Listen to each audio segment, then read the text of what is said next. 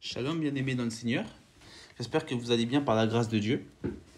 En tout cas, je viens de nouveau vers vous avec une nouvelle vidéo qui va concerner la divinité de Christ. Et dans cette vidéo, j'aimerais parler du Père. Premièrement, j'avais parlé en disant que Jésus est Dieu selon la Bible, que Jésus est le Saint-Esprit. Et j'ai de nouveau ce sujet que Jésus est le Père. Pourquoi?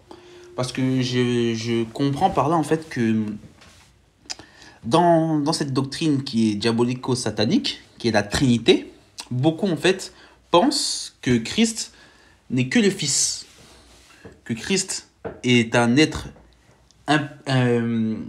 indissocié du Père, qui est un être indépendant du Père, comme si l'image catholique où on voit le Père sur le trône, où on voit le Fils à sa droite, où on voit le Saint-Esprit en haut, sous forme d'une colombe. On voit chacun est séparé, chacun est à sa place. Et on voit on comprend par là que c'est comme si on découpait Dieu comme un saucisson. On comprend par là que on dissocie Dieu. C'est comme si on était on était polythéiste. Ça s'appelle du polythéisme. Ce n'est pas le christianisme apostolique et prophétique, mais c'est le polythéisme qui a engendré ces choses.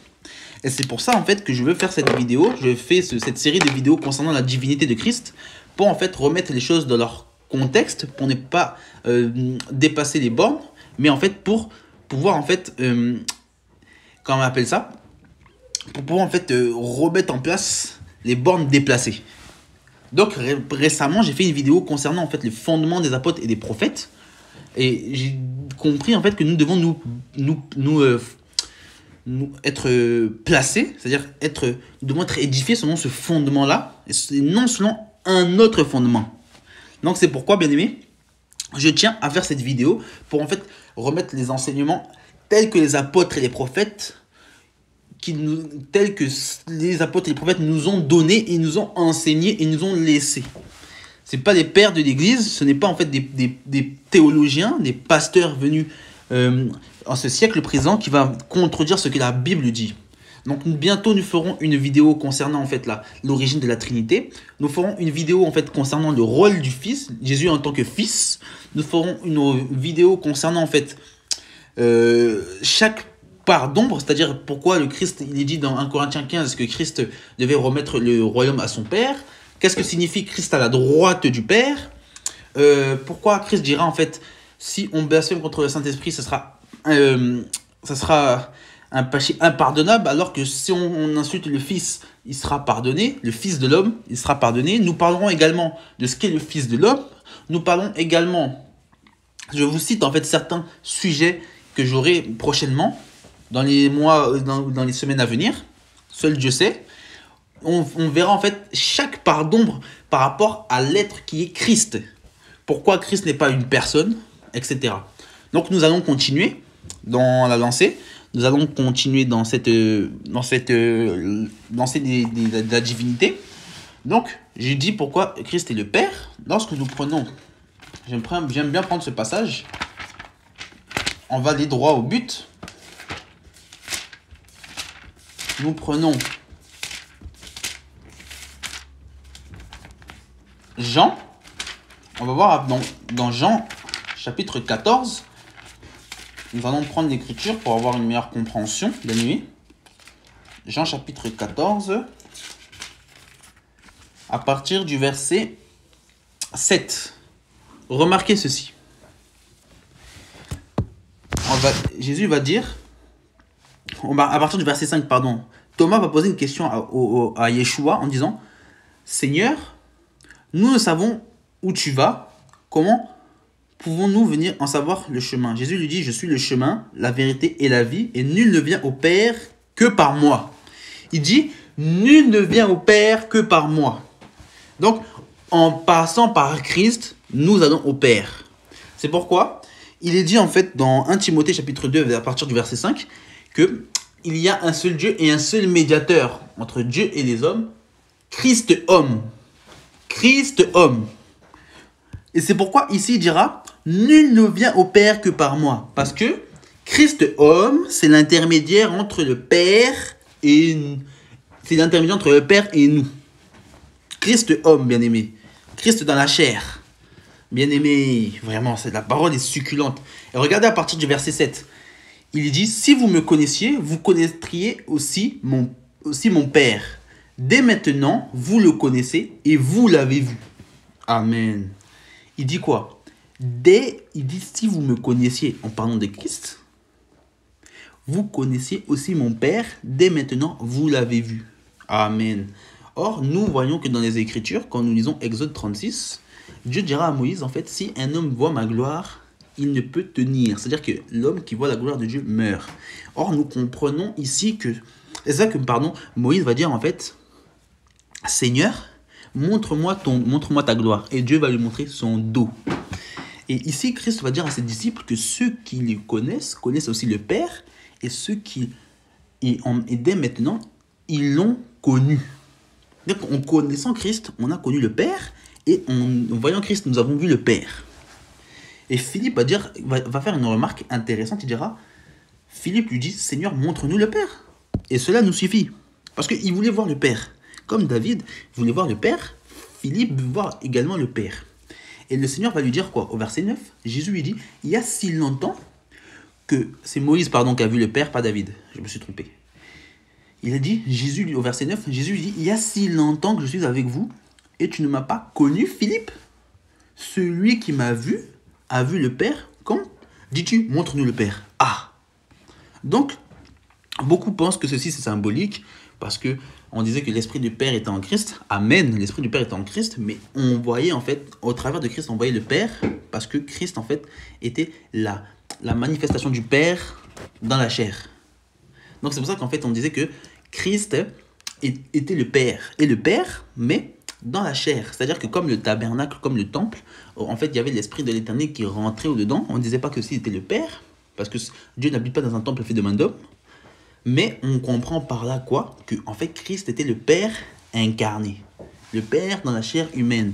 C'est-à-dire que même il est dit en fait dans 1 Timothée chapitre 3 verset 16 que le ministère de la piété est grand, Dieu s'est fait chair. Donc nous allons en venir, on continue la lecture. Et il dit, le Seigneur il a dit que celui qui m'a vu a vu le Père. C'est pourquoi? Comment dis-tu, montre-nous le Père? Or nous voyons en fait, il disait en fait à partir du verset 10, ne crois-tu pas que je suis dans le Père et le Père est en moi? Les paroles que je vous dis, je ne les ai pas dit de moi-même, et le Père qui demeure en moi, c'est lui qui fait ses œuvres. Amen. Il faut savoir que Jésus sortait du sein du Père, et le Père, comme Jésus est sorti du sein du Père pour venir sur la terre, il faut savoir que Jésus avait le Père en lui. Vous comprenez? Chacun sort de quelque part. Jésus-Christ, c'est le Père manifesté dans la chair, c'est-à-dire que le Père est venu sur terre, et le Christ est sorti du sein du Père, et il est venu sur terre. Or, en tant que chair, le Père est venu dans cette chair pour l'alimenter, pour être un tabernacle vivant. C'est pour ça on disait en fait que quand Christ en fait il disait qu'il allait détruire le temple, il parlait de son corps parce que c'était son corps qui était le temple en fait. C'était cette habitation qui n'était pas faite de main d'homme, parce que c'est Dieu qui crée. C'est Dieu qui crée dans la matrice de la femme. Donc c'est pourquoi en fait Dieu était dans le corps du Fils. Donc nous comprenons par là que voilà pourquoi nous disons que Jésus est le Père, parce qu'il avait le Père qui était en lui. Nous continuons la lecture. Après il dira en fait, croyez que je suis dans le Père et le Père est en moi, sinon croyez du moins à cause de ses œuvres. Amen. Donc nous comprenons en fait que le Père était en Christ. Donc Thomas a compris en fait que Christ était dans le Père. Bon. On va continuer la lecture dans d'autres passages pour mieux comprendre pourquoi je dis que Jésus est le Père. Je fais une courte explication.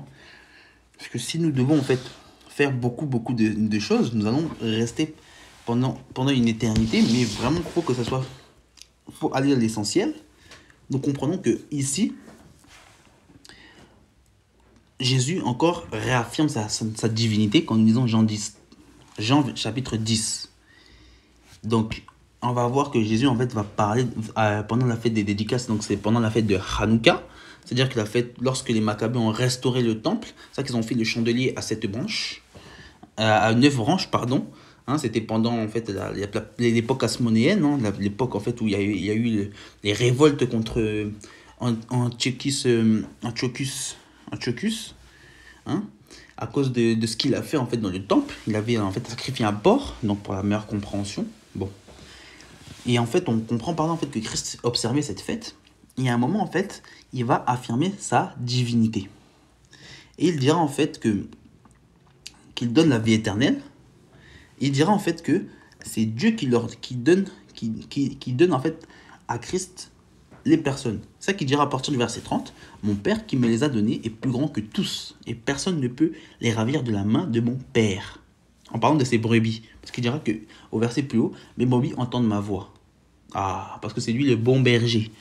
Ah, il faut savoir que c'est Christ qui est le bon berger. C'est pourquoi il dit dans Psaume 23 que je suis le berger. L'Éternel est mon berger, et nous comprenons que c'est Christ qui est le véritable berger. Amen. Donc, nous comprenons encore une fois que Christ est Dieu. Et à partir du verset 30, il dira « Moi et le Père, nous sommes un ». Et quand il va dire « Moi et le Père, nous sommes un », qu'est-ce que les Juifs vont faire? Donc, ils vont comprendre qu'il est Dieu. Et ils vont dire quoi à partir du verset 31 ? Alors les Juifs prirent de nouveau des pierres pour le lapider. Et Jésus leur dit, je vous ai fait voir plusieurs bonnes œuvres venant de mon Père. Venant de mon Père, c'est-à-dire venant de lui, hein, venant de l'Esprit qui est en lui, pour laquelle me lapidez-vous? Les Juifs lui répondirent, ce n'est point pour une bonne œuvre que nous te lapidons, mais pour un blasphème, parce que toi, qui es un homme, tu te fais Dieu. Toi qui es un homme, tu te fais Dieu. Et Christ leur répondit, n'est-il pas écrit dans votre loi? J'ai dit, vous êtes des dieux? Ça c'est le psaume 122, je crois. Il dit, si elle est appelée des dieux, alors à ceux qui la parole a été adressée, c'est écrit, la parole de Dieu a été adressée, et si l'écriture ne peut être anéantie, etc., etc. Donc, nous comprenons quoi? Il va dire aussi que il fait les œuvres du Père. Bien que le Père est en lui. Il faut savoir que le Seigneur parlait en parabole. On comprend pourquoi le Seigneur est le Père. Le Seigneur dira en fait dans Jean 8, dans verset 43, pourquoi comprenez-vous pas mon langage? Parce que le Seigneur parlait dans un langage. Dans Matthieu 13, il dira, c'est à vous en fait que les mystères du royaume des cieux a été donné. Parce que ce n'est pas à tout le monde de comprendre. C'est aux fils de la maison qui peuvent comprendre les mystères de Dieu. Donc là, j'ai un peu expliqué, un peu brossé par rapport à Jean. Mais nous allons voir en fait dans d'autres passages encore. Regardez dans la prophétie d'Ésaïe, chapitre. Quand ceux qui disent que Jésus-Christ n'est pas le Père, regardons Ésaïe 9. Je fais vraiment un enseignement léger par rapport au Père. Car nous expliquerons en fait prochainement pourquoi Christ est le Fils et pourquoi en fait il appelait le Père qui est au ciel le Père. Donc, et regardez, il dira dans Ésaïe 9, verset 5, pardon, car un enfant nous est né, un fils nous est donné. Amen. C'est par la révélation disant que l'enfant, nous disons, hein, un enfant qui nous est né, c'est le Fils de l'homme, la chair humaine. Mais un fils qui nous est donné, c'est la divinité. C'est pourquoi ici nous voyons que Jésus-Christ était 100% homme et 100% Dieu. Et la domination reposera sur son épaule, bien-aimé. Amen. On l'appellera admirable, conseiller de paix, Dieu puissant. Donc ceux qui affirment que Jésus n'est pas Dieu, bien-aimé, allez relire votre Bible. La Bible concerne vraiment Christ. La Bible parle seulement de Christ. C'est Christ qui est Dieu fait chair. Bien-aimé, j'ai fait une vidéo il y a quelques mois. C'était ma première vidéo sur la divinité de Christ. Je t'invite à aller l'observer afin que tu puisses comprendre en fait que Christ est réellement Dieu. Parce que, bien-aimé, vraiment, je parle avec enthousiasme parce que la parole est tellement importante, la parole est tellement grande, la parole est tellement grandiose, pardon. Parce que ce sont des mystères, bien-aimés, que nous devons comprendre. Nous ne pouvons pas être chrétiens et en fait ne pas comprendre la divinité, parce que la divinité, c'est quelque chose qui est essentiel pour notre foi. Si nous connaissons notre Dieu, alors nous saurons en fait que ceux qui viennent en fait enseigner des faussetés, des fausses doctrines, en fait ce sont des antéchrists. Ceux qui viennent dire que Dieu est une trinité, ceux qui viennent dire que Dieu, en fait, que Jésus n'est pas Dieu, parce que ce sont des chevals blancs de l'Apocalypse, ce sont des imitateurs, ce sont des gens qui viennent en fait instaurer des fausses doctrines. Nous parlerons bientôt aussi des fausses doctrines, bien aimés. Je pense qu'il y a beaucoup de sujets dans lesquels nous devons en fait parler, parce que ce sont les temps en fait de la dénonciation, ce sont les temps en fait pour remettre les choses en ordre par la grâce de Dieu. Ce sont les temps en fait pour que nous puissions en fait comprendre réellement ce que dit la parole de Dieu, non seulement en fait selon la vision des hommes, mais selon ce qui est écrit. Donc voilà. Donc ici, on va voir en fait à partir au verset 5 encore, on l'appellera Dieu puissant, Père éternel, Prince de paix.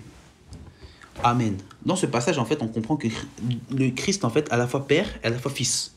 Parce que le prince, ce n'est pas le roi, mais le prince, c'est le fils du roi, et c'est le fils du roi devient prince. Mais on l'appelle avant aussi Père éternel.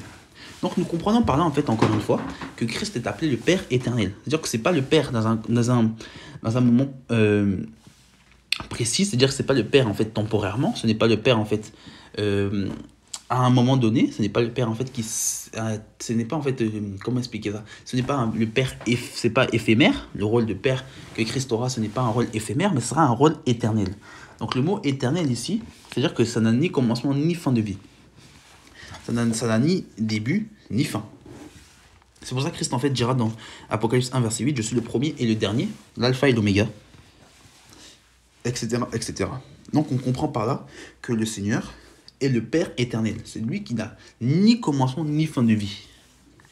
Bon, on comprend encore, nous revenons en fait encore dans la grâce, donc Jean 14, où en fait on nous dit Jean 14, où Christ en fait va encore nous témoigner en fait qu'il est le Père. Jean 14, il est dit, à partir du verset 18, en parlant du Saint-Esprit, il dira, je ne vous laisserai pas orphelin, je viendrai à vous. Encore peu de temps, et le monde ne me verra plus, mais vous me verrez, car je vis, et vous vivrez. En ce jour-là, vous connaîtrez que je suis en moi, je suis en mon Père, et que vous êtes en moi, et je suis en vous. Amen. Donc on comprend par là en fait que Christ, il sera en fait au ciel. Le Christ en fait, il faut savoir plus haut que le Christ, il dira en fait à partir du verset 16 à 17 qu'il enverra en fait le Saint-Esprit. C'est-à-dire à ce moment-là en fait, il fera la promesse de l'Esprit du Consolateur, en fait du Paraclétos, qui viendra en fait pour pas laisser les chrétiens orphelins. C'est-à-dire qu'il répondra en fait à la prophétie de Joël 2 verset 28, où Dieu en fait dira, j'enverrai mon esprit sur toute chair, je répondrai mon esprit sur toute chair, plus attentive, plus clairement. Et en fait, on comprend en fait que cette prophétie aura lieu en fait dans Acte 1 verset 8, etc., etc. Et nous comprenons en fait également que Christ en fait il dira, je ne vous laisserai pas orphelin, je viendrai à vous. Ce que je peux comprendre par là, on comprend que ce n'est pas une personne anodine, qui laisse des personnes orphelins. Mais c'est un parent qui en fait laisse ses enfants, un des parents laisse ses enfants, s'il part, si un des parents décède, et ben il laissera un de ses enfants orphelin. Donc nous comprenons par là en fait que Christ avait le rôle de parent également. Or, Dieu s'est manifesté dans le rôle d'un homme, donc nous comprenons que Christ était père. C'était le père de ses disciples. C'est pour qu'il dira, je ne vous laisserai pas orphelin. Donc nous comprenons que Christ avait ce rôle de parent. En tant qu'homme, il était le père. Ah, gloire à Dieu, gloire à Dieu. Gloire à Dieu, bien-aimé. Vraiment, la parole est claire. La parole est claire. Christ est le père, bien-aimé. Vraiment, Christ est le père. C'est pourquoi je vous dis, même nous lisons encore Jean, Christ est sorti du Père, mais on comprend par là que c'est le Père qui s'est manifesté en chair. Oh, bien-aimé dans le Seigneur. Il y a plein de passages qui témoignent que Christ est le Père. Plein de passages qui enseignent que Christ... Bien-aimé, regardez. Tout à l'heure, je disais que Christ est sorti du Père. C'est ça qu'on comprend encore l'unité du Père et du Fils. Quand Christ disait que moi et le Père, nous sommes un, on comprend par là que cette unité est décrite en fait dans dans certaines versions de la Bible, dans 1 Jean 5, verset 7, en fait, il dit que le Père, l'Esprit, le Père, la parole et l'Esprit sont un. On comprend que cette unité, que, en fait, ils ne sont pas trois, en fait, distincts, mais ils sont un, en fait. C'est Dieu qui se manifeste de différentes manières. On comprend, en fait, que c'est le Echad, en fait, de Exode, de Deutéronome chapitre 6, verset 4, où on va entendre le schéma Israël. On voit, en fait, que Dieu est un, que Dieu ne change pas, que Dieu ne peut pas en fait se multiplier, que Dieu n'est pas un saucisson, bien aimé, on ne peut pas découper Dieu d'une certaine manière. Vous voyez, ce n'est pas qu'une supériorité de langage que je dis toutes ces choses, mais il faut en fait remettre les bornes. En fait, il ne faut pas déplacer le fondement en fait qui est Christ, comme Paul dira en fait dans 1 Corinthiens 3, je crois à partir du verset 6, si je ne me trompe pas. Nous allons vérifier. Nous ne devons pas en fait déplacer en fait les fondements. Nous ne pouvons pas en fait nous faire en fait bien aimé. Vraiment, nous ne devons pas en fait changer la parole. Vraiment, nous devons en fait rester fidèles à ce que Dieu a dit. Amen. Amen. Je cherche le verset, bien aimé. Voilà. Verset 10. Donc, voilà, c'est par rapport à 1 Corinthiens 3, verset 10, nous ne pouvons pas en fait déplacer les fondements. Nous devons en fait garder ce fondement. 1 Corinthiens chapitre 3, verset 10 à 11. Personne ne posait un autre fondement que celui qui a été posé, à savoir Jésus-Christ. Amen. Vous voyez, dans Jean 16, verset 28, il est dit,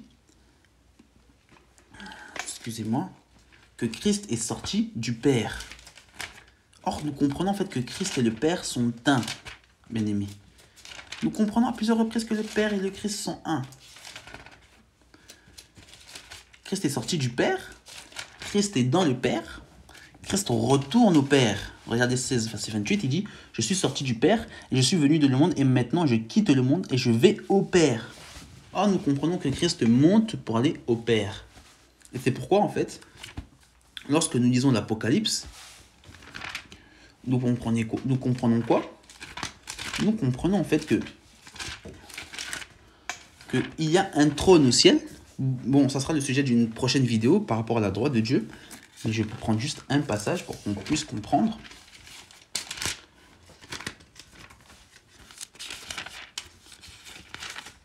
Nous allons voir ceci.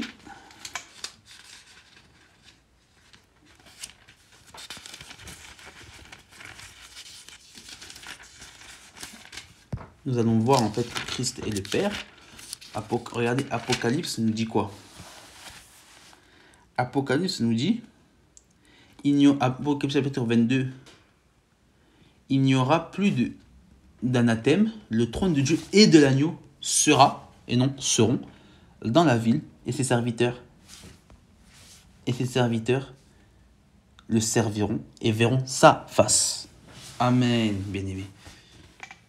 Et son nom, hein, un seul nom, sera sur leur front. Amen. On comprend par là qu'il y aura un seul nom. Et pourquoi j'ai lu ce passage? Parce que nous allons revenir au nom. Déjà, premièrement, nous voyons que dans l'Apocalypse, il y a un trône. Il y a d'autres passages encore qui témoignent qu'il y a un seul trône au ciel. Mais lorsque nous lisons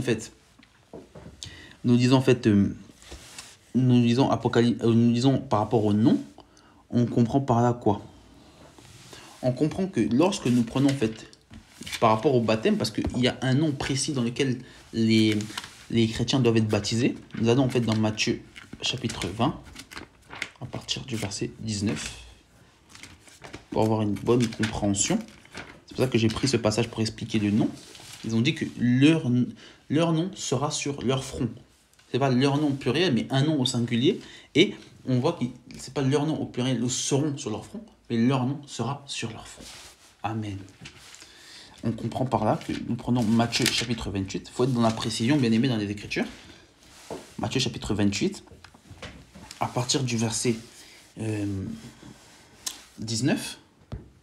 À partir du verset 19, il est dit « Allez faire des disciples de toutes les nations, les baptisant au nom du Père, du Fils et du Saint-Esprit. » Au nom du Père, du Fils et du Saint-Esprit. Amen. Or, nous comprenons quoi? Nous comprenons en fait que le nom est au singulier. et dans lesquels, en fait, Jésus, comme je disais, en fait, bien aimé, tout à l'heure, dans Jean 8, verset 43, Jésus dira, en fait, aux pharisiens, pourquoi ne comprenez-vous pas mon langage? Parce que Christ utilisait un langage, et cela pouvait être mystérieux pour plusieurs, en fait, car ils ne comprenaient pas ses dires. Et là, nous comprenons, en fait, que Christ encore parlait en parabole, parce qu'il disait, au nom du Père, du Fils et du Saint-Esprit. Or, Père, Fils et Saint-Esprit sont des fonctions, ce sont, en fait, des catégories. C'est comme toi, bien-aimé, tu peux être en fait mari, tu peux être, tu peux être mari de ta femme, tu peux être salarié au travail et tu peux être frère à l'église. Comme tu peux être encore une fois corps, âme et esprit, mais toi tu es un seul être. Ton corps n'est pas dissocié de ton esprit n'est pas dissocié de ton corps, et l'âme n'est pas dissociée de ton corps, de toi. Toutes ces choses-là sont un, et vous êtes un parce que toi tu es un. C'est-à-dire que ton esprit n'est pas à droite, ton corps n'est pas à gauche, et ton âme n'est pas en haut de toi. Donc c'est vrai que bien aimé, ça c'est ce nom 1 Jean 1 Thessaloniciens chapitre 5 verset 7. Verset 17 je crois. C'est que nous sommes en fait un corps, nous sommes un être, nous sommes faits à l'image de Dieu. C'est ça l'image de Dieu bien aimé. Un être qui peut en fait se manifester de 3 manières différentes. Bon. C'est vrai, bien aimé, la Trinité n'a pas de fondement biblique. La Trinité n'a pas de fondement biblique, puisqu'en fait, celle-ci se base sur la compréhension humaine. Pardon, c'est 1 Thessaloniciens chapitre 5, verset 23. J'avais ce doute, mais ceci est réellement ça. 1 Timothée chapitre 5, verset 23, si vous pouvez lire quand vous entendrez les passages. Donc voilà, on comprend en fait que ici, pour revenir au sujet, j'ai fait cette petite aparté, on comprend que le nom est au singulier. Or, par exemple, il y a un passage qui est connu dans Acte 2, quand en fait Pierre va commencer à baptiser, on va voir que Pierre va dire une chose intéressante. Beaucoup en fait ont du mal en fait avec ceci. Beaucoup pensent en fait qu'il y a une contradiction, alors que non, la Bible est claire. C'est ça que bien aimé, les choses s'emboîtent dans les Écritures. Il n'y a pas en fait de contradiction. Tout est clair, tout se rassemble, tout est précis. Regardez, la Bible dit, Pierre leur dit, repentez-vous et que chacun de vous soit baptisé au nom de Jésus-Christ pour le pardon, je dis bien pour le pardon de vos péchés, et vous recevrez le don du Saint-Esprit. Donc, pour être baptisé, il faut être baptisé au nom de Jésus-Christ. Et il faut savoir que dans les actes des apôtres, aucun apôtre n'a baptisé au nom du Père, au nom du Saint-Esprit, au nom du Fils. Chaque baptême qu'il y a eu dans les Écritures a été fait au nom du Père, au nom de Jésus. Mais aucun passage n'a été fait au nom du Père, du Fils et du Saint-Esprit. Je peux vous donner des Écritures pour que vous puissiez en fait faire la lecture. Si vous pouvez prendre votre Bible, même faire une pause, où on comprendra que les baptêmes se sont faits au nom de Jésus. On va voir ceci, bien aimé, que je vous donne les Écritures. On va comprendre ceci parce que, bien aimé, aujourd'hui, il y a beaucoup de fausses doctrines. Beaucoup baptisent en fait au nom du Père, du Fils, au nom du Saint-Esprit. Mais nous croyons en fait fermement par rapport aux Écritures que le baptême doit se faire au nom de Jésus-Christ. Que le baptême en fait doit se faire conformément à la parole de Dieu. Donc nous allons donner les Écritures précises pour ceci. Si vous pouvez patienter, bien aimé, que je vous donne ces Écritures-là, que vous pourrez comprendre en fait, et attester et témoigner que le baptême s'est toujours fait au nom de Jésus-Christ. Que le baptême ne s'est jamais fait en fait au nom en fait. Que le baptême ne s'est jamais fait en fait au nom du Père, au nom en fait du Saint-Esprit, au nom du Fils, etc. Donc, nous allons voir ceci. Acte 2, verset 38. Vous voyez que le baptême se fait au nom de Jésus-Christ. Encore un autre passage. Acte 8, verset 16. Donc nous voyons en fait, je donne 2 ou 3 témoins. Acte 19, verset 5. Donc voici en fait les passages qui témoignent en fait que dans les Écritures, il n'y a eu que des baptêmes au nom de Jésus-Christ. Donc voilà. Donc nous comprenons encore une fois que les Écritures sont claires. Le nom du Père, c'est Jésus-Christ. Donc, nous allons encore comprendre en fait que Christ est le Père, qu'il n'y a pas de dichotomie en fait entre le Père et le Fils, mais que le Père est réellement le Fils. Donc, bien aimé, s'il y a des interrogations, vous pourrez mettre en fait en bas, dans la rubrique, des commentaires pour que je puisse en fait répondre à certaines questions par la voie des vidéos. Parce que je pense qu'il faut en fait clairement qu'on puisse en fait comprendre en fait que c'est le Christ en fait qui est le Père.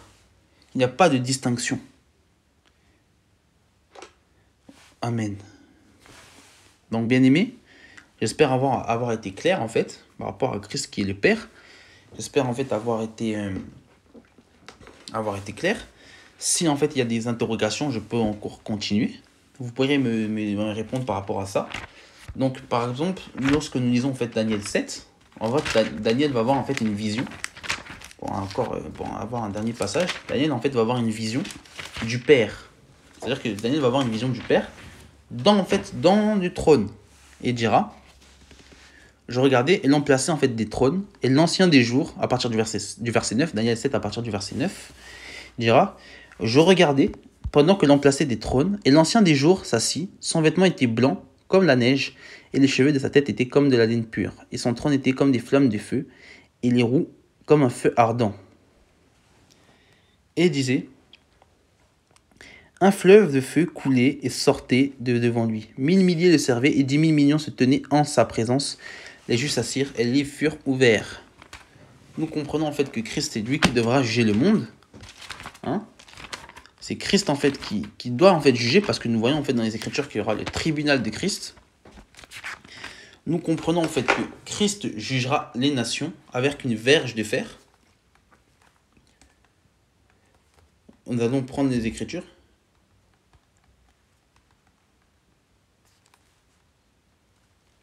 C'est Christ qui jugera. Vous verrez, quand nous lisons Romains 2, verset 16, il est dit, c'est ce qui paraîtra au jour où, selon mon évangile, Dieu jugera par Jésus-Christ les actions secrètes des hommes. C'est pourquoi, en fait, Christ, c'est lui qui jugera, en fait, les nations. Acte 17, il est dit, verset 31, parce qu'il agit un jour où il jugera le monde selon la justice, parce que l'homme a désigné, et c'est donc tous une preuve en ressuscitant des morts. Alors que nous disons en fait que c'est ici on voit la description du Père, et on voit en fait que c'est Christ qui jugera en fait. Nous comprenons en fait que c'est Christ qui jugera le monde. Regardez encore une fois. Il est dit, attendez que je prenne le passage de l'Écriture, dans 2 Corinthiens à partir du verset 5 à 10, dans 2 Corinthiens chapitre 5, verset 10, il est dit, car il nous faut tous paraître devant le tribunal de Christ afin que chacun reçoive selon le bien ou le mal qu'il aura fait dans son corps. Nous comprenons en fait que Christ sera le juge. Et regardez la description qu'on a faite. C'était quelqu'un qui avait les cheveux semblables à la laine, qui avait un vêtement blanc. Et regardez en fait dans l'Apocalypse 1.